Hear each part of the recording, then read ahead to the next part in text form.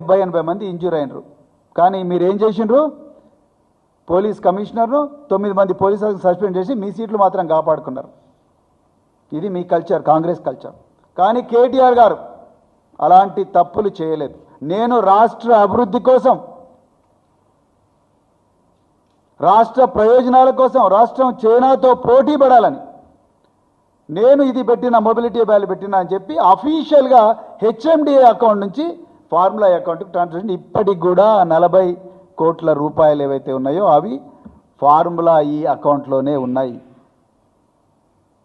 ఇలా ఆ అకౌంట్ అలాగే కంటిన్యూ అయి ఉంటే, ఫార్ములా ఈ 10th ఎడిషన్ కంప్లీట్ అయి ఉంటే, 11th ఎడిషన్ కంప్లీట్ ఉంటే, 13th ఎడిషన్ కంప్లీట్ ఉంటే, ఇలా దేశంలో కాదు ప్రపంచంలో ఉండే ప్రఖ్యాత ఫార్ములా ఈ కార్ సంస్థలు కానీ, ఎలక్ట్రిక్ బ్యాటరీ సంస్థలు కానీ, లేకపోతే ఈ టెస్లా లాంటి సంస్థలు కానీ, బైడు లాంటి సంస్థలు కానీ, ఇవన్నీ కూడా తెలంగాణకు వచ్చేవి.